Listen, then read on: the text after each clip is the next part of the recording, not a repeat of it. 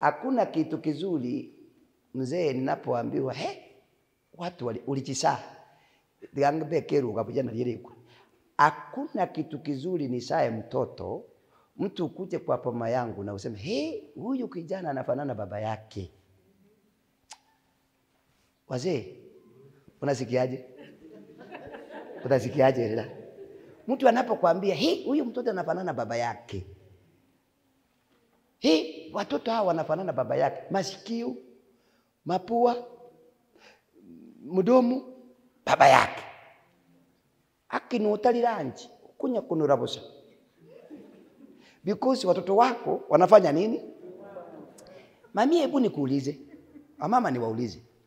Mtu akuje kwa mama yenu, mko hapa na watoto, alafu aanze kuongea, abana banga kibabu ate metu ni yasi tabuli. Ya watoto mbona wako na sura, hii sura si hapa. Mami unasikiaje? Hata uji utampea? Mbona hizi sura asifanani za hapa? Kwa hivyo anamaanisha nini?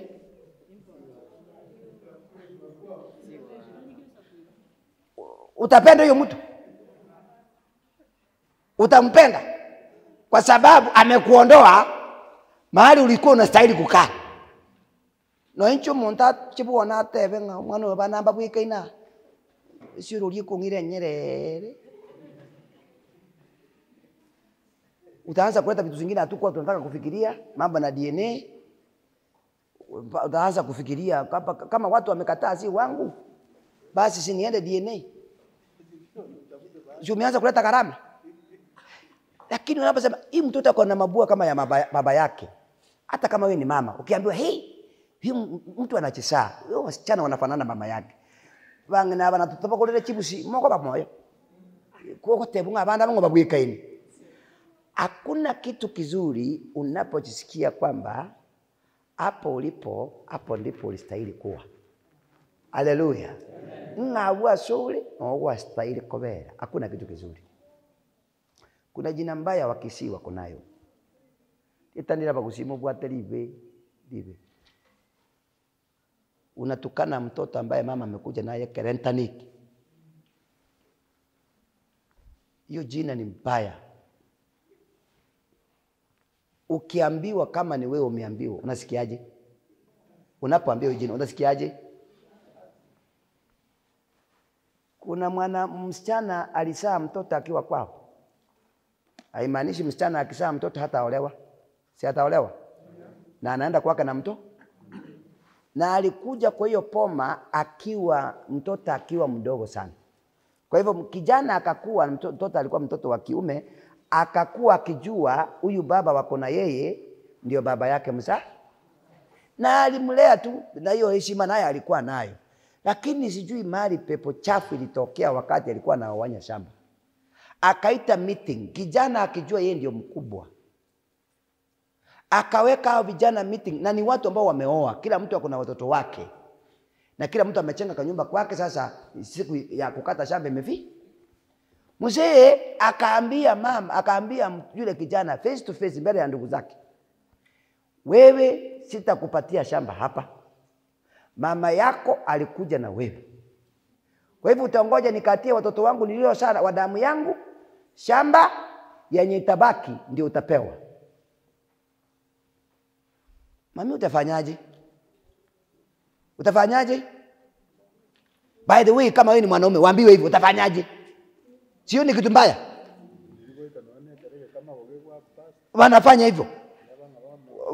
Wacha huyu. Wakisi hapo ni kwetu. Na mimi hapo ndio nilisaliwa. Niko na damu ya Ukisi ndani, ukinipasua kidogo. Iko. Wacha niseme kama vile Paulo alisema. Imagine yule mwanaume kitu alifanya, alienda akatafuta panga. Akainoa vizuri. Asubuhi na mapema akaenda kwa mama yake jikoni. Akamwambia mami, mambo ni mawi. Sitaki ukora, sitaki unidanganye. Ni moja tu. Na nakuhakikishia kwamba hakika usiponiambia nitakukatakata mdogo mdogo, nichase gunia nitupe. Tell me, where is my father? Najua hawa mama hata kama walikuwa na uhusiano wakiwa class 6, baada anamchulia hali.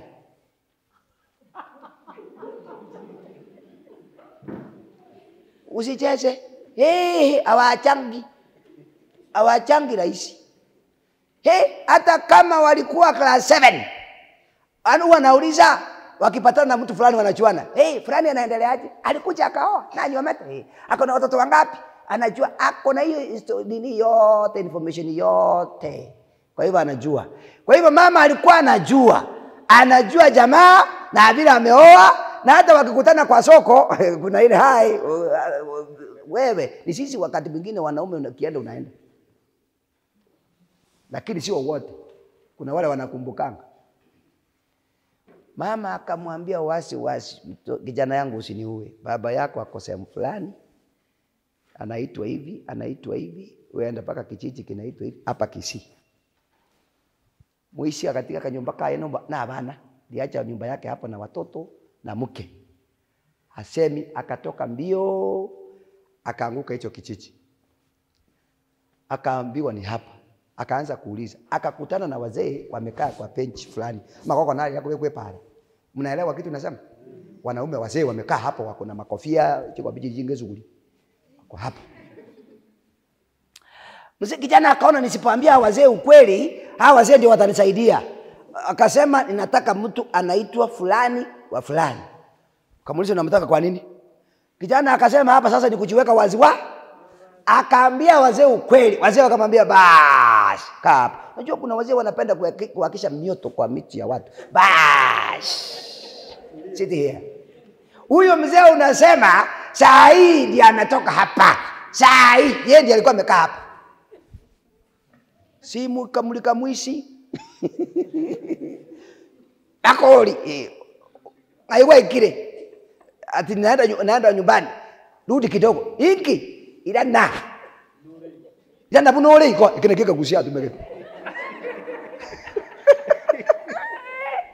Mzee akaona waje nifanya nini? Kurudi anakuta kuna mtu ambaye hakumwacha hapo. Kijana kuona baba yake for the first time akaanza kulia, akikumbuka na kile alichoambiwa. Mzee anamuuliza, mbona unalia bwana? Kumbe ni kijana wake mkubwa. Aongei. Wazee wakamwambia, wewe mzee tulia. Wakaanza kumkejeli. Angalia hiyo mtoto mzuri. Digere ndio mwana yubi ya. Umeiona hiyo mtoto? Mzee anajaribu kusema hapana. Digere ndio mwana ichi mnyoro. Kwa sababu na ni kweli kijana alikuwa amefanana baba yake mzazi.